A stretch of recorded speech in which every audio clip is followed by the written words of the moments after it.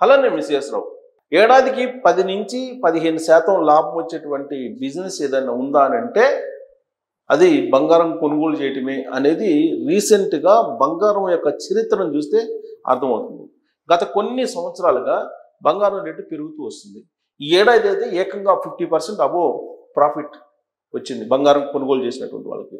మరి బంగారం కొనుగోలు చేయాలంటే బంగారం షాపుకి వెళ్ళి బంగారం కొనుగోలు చేయాలా, లేదా దుబాయ్ నుంచో లేదా ఇతర దేశాల నుంచో తీసుకొచ్చి బిస్కెట్లు కొనుగోలు చేయాలా, లేదంటే బంగారపు కడ్డీలను కొనుగోలు చేయాలంటే ఏమీ అవసరం లేదు. మీరు 10 రూపాయల నుంచి బంగారాన్ని కొనుగోలు చేయొచ్చు. ఏంటి 10 రూపాయలకు బంగారం కొనుగోలు చేయటం అంటే తమాషాగా ఉందా? మీరు అలా చెప్తారు ఏంటో అనుకోవచ్చు. మీరు ఖచ్చితంగా 10 రూపాయల కనీస వాల్యూ నుంచి మీరు బంగారాన్ని మీ దగ్గర ఎంత డబ్బు ఉంటే అంత డబ్బు పెట్టి పెట్టుబడి పెట్టచ్చు. దానికి తగిన విధంగా మీకు ప్రాఫిట్ వస్తుంది. రీసెంట్ చరిత్ర చూస్తే 14 నుంచి 15% వరకు ప్రాఫిట్ ఉంటుంది. సాధారణంగా ఏ బిజినెస్లో అయినా 10 నుంచి 15% మినిమం ప్రాఫిట్ చూసుకుంటారు బిజినెస్ పీపుల్. మరి ఇది సురక్షితమైన పెట్టుబడే కదా బంగారం. ఇప్పుడు పైగా అంతర్జాతీయంగా పరిణామాలు ఎలా ఉన్నాయి? అనిశ్చితంగా ఉన్నాయి. ఇలాంటి పరిస్థితుల్లో బంగారం కొనుగోలు చేయడం అనేది భద్రత అనేది ఆర్థికవేత్తలు చెప్తున్నారు. ఇదేదో నేను చెప్తున్నటువంటి మాట కాదు. అంతర్జాతీయంగా ఉంటున్న ఆర్థిక నిపుణులు కానీ, లేదా బునియన్ మార్కెట్ గురించి బాగా అవగాహన ఉన్నటువంటి వాళ్ళు కానీ, బంగారం ఎగుమతులు దిగుమతులు చేసేటువంటి వాళ్ళు కానీ, వీళ్ళు చెప్పేటువంటి మాట ఏంటంటే బంగారం ప్రస్తుతం ఉన్నటువంటి పరిస్థితుల్లో మినిమం గ్యారంటీ బిజినెస్ అని చెప్పి బాగా ప్రాచుర్యం పొందింది ఈ మధ్యకాలంలో. దానికి తగ్గట్టు అమెరికా అధ్యక్షుడిగా ట్రంప్ వచ్చారు. ఆయన వచ్చిన తర్వాత తీసుకుంటున్న నిర్ణయాల కారణంగా ఆకాశానికి వెళ్ళిపోయింది బంగారం రేటు. ఇప్పుడు అమెరికా షట్డౌన్ ఓపెన్ అయింది. షట్డౌన్ని ఎత్తేసారు. ఇమీడియట్గా జరగబోయేది ఏంది? ఆర్థిక మాంద్యం వస్తుంది. అక్కడ ఫెడ్ ధరలను తగ్గించే అవకాశం ఉంది, ఫెడ్ వడ్డీ రేట్లు తగ్గించే అవకాశం ఉందని చెప్పి 65% మంది ప్రజలు భావిస్తూ ఉన్నారు. ఆ కారణం చేత బంగారం రేటు పెరిగే అవకాశం ఉంది, డాలర్ రేటు తగ్గే అవకాశం ఉంది, అంతర్జాతీయ మార్కెట్లో డాలర్ ఇండెక్స్ పడిపోయేటువంటి అవకాశం ఉంది అనేటువంటి అంచనా వేస్తూ ఉన్నారు. అందుకే గత 4-5 రోజుల నుంచి బంగారం పెరుగుతూ వస్తూ ఉంది.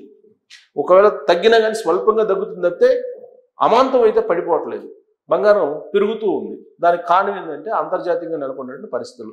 మరోవైపు చైనా మళ్ళీ బంగారాన్ని కొనుగోలు చేయడం స్టార్ట్ చేసింది. ప్రపంచ బ్యాంకు కూడా బంగారం కొనుగోలు చేయడానికి స్టార్ట్ చేసింది. మన ఆర్బీఐ కూడా వీలున్నంత వరకు బంగారం కొనుగోలు చేయడానికి ప్రయత్నం చేస్తుంది. ఎవరికి వాళ్ళే ఆర్థికపరమైన స్థిరత్వం కోసం బంగారం మీద డిపెండ్ అవుతున్నారు. ఆ కారణం చేత ఎవరికి వాళ్ళే బంగారం కొనుగోలు చేయాలనుకుంటున్నారు. కానీ పేదలు సామాన్యులకి బంగారం అందుబాటులో లేదు, ధరలు ఆ స్థాయిలో ఉన్నాయి. మరి ఎలా చేయాలి? అందుకే నేను చెప్పేటువంటి ఈ స్కీమ్ ఒకటి ఉంది. దాంట్లో చేరి మీరు కనుక 10 రూపాయల నుంచి మీరు ఎంత పెట్టుబడి పెట్టగలిగితే అంత పెడితే ఖచ్చితంగా బంగారం ఇచ్చేటువంటి ప్రాఫిట్స్ని మీరు కూడా పొందొచ్చు. అది ఏంటనేది నేను మీకు చూపిస్తాను. ఇది 10 రూపాయల నుంచి మీరు కొనుగోలు చేయొచ్చు బంగారాన్ని. ఆర్థిక వ్యవస్థ పనితీరు ఎలా ఉన్నా ఒక సురక్షితమైనటువంటి పెట్టుబడి కోసం చూసిన వారందరికీ ముందుగా గుర్తొచ్చింది బంగారమే. గత 10 ఏళ్ల కాలాన్ని చూసుకుంటే వార్షిక సగటు రాబడి 14 నుంచి 15% వరకు ఉంది.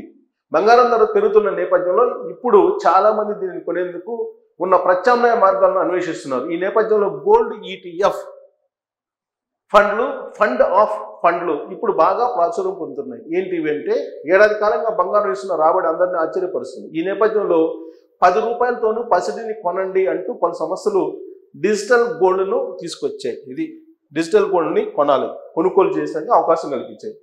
నిజ బంగారానికి ప్రత్యామ్నాయం అంటూ పెద్ద ఎత్తున ప్రచారం మొదలుపెట్టాయి. కానీ ఈ డిజిటల్ గోల్డ్ ప్రమాదకరమని, ఇది తమ నియంత్రణ పరిధిలో లేదని మార్కెట్ నియంత్రణ సంస్థ సెబీ స్పష్టం చేస్తుంది. ఇది గుర్తుపెట్టుకోవాలి. డిజిటల్ గోల్డ్లో పెట్టుబడి పెట్టేదానికి సురక్షితం కాదు, ఇది ప్రమాదకరం అని చెప్పి సెబీ చెప్తుంది. బంగారంలో పెట్టుబడి పెట్టాలనుకునేవారు నియంత్రణ సంస్థ పరిధిలో ఉన్న పథకాల్లో పొదుపు చేయాలని సూచించింది. ఈ నేపథ్యంలో అందుబాటులో ఉన్న పసిడి పథకాల గురించి చూద్దాం. ఏంటంటే ఇక్కడ చూడండి, సురక్షితమైనటువంటి పసిడి పథకాలు.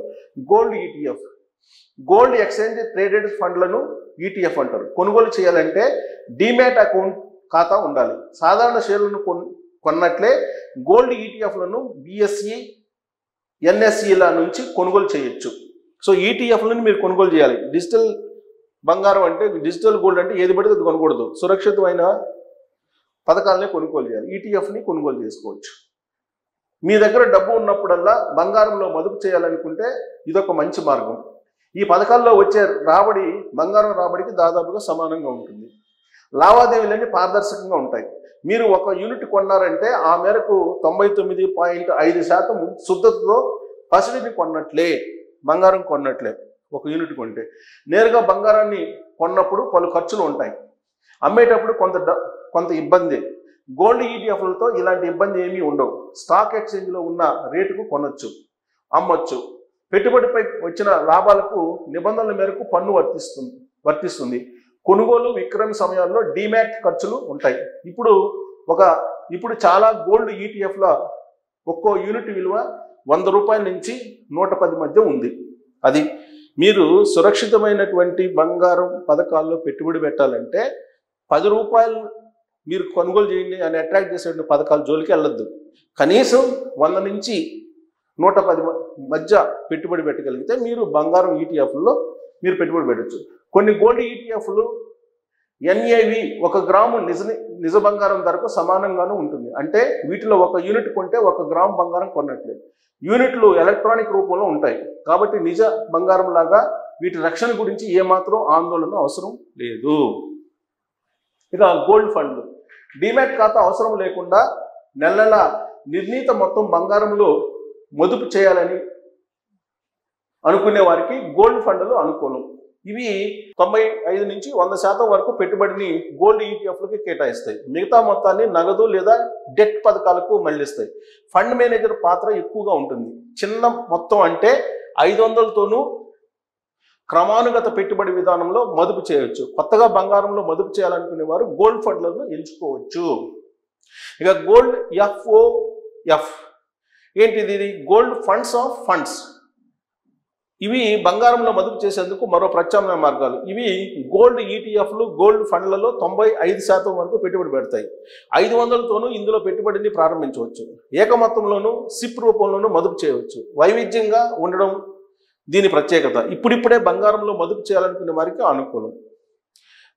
మల్టీ అసెట్ ఫండ్లలో బంగారంతో పాటు ఈక్విటీ, డెట్, విదేశీ సంస్థల షేర్లను మదుపు చేసేందుకు అనుకూలంగా ఉండేవే మల్టీ అసెట్ ఫండ్లు.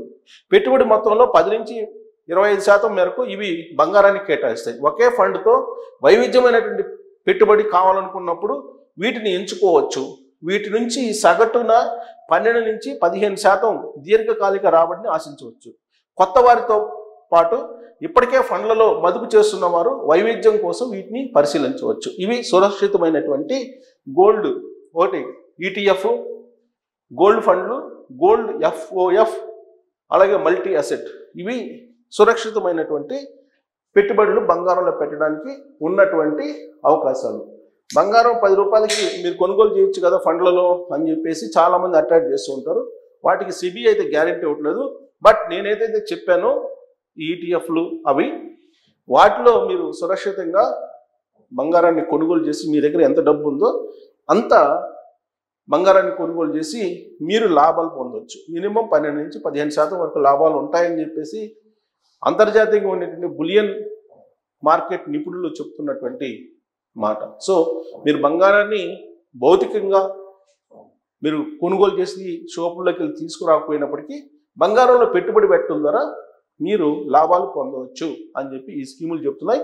మరి వీటి వైపు ఒకసారి చూసి మీకు గనక ఒకవేళ బిజినెస్ చేయాలనుకుంటే ఒక డీమ్యాట్ అకౌంట్ ఓపెన్ చేసి ఈ ఫండ్స్ మీద పెట్టుబడి పెడితే మినిమం గ్యారెంటీ అని చెప్పి చెప్తున్నారు మార్కెట్ వర్గాలు, మార్కెట్లో అనుభవం ఉన్నటువంటి వాళ్ళు. ఇక మీరు దీని గురించి ఆలోచించి మీరు పెట్టుబడి పెట్టుకోవచ్చు. Thank you.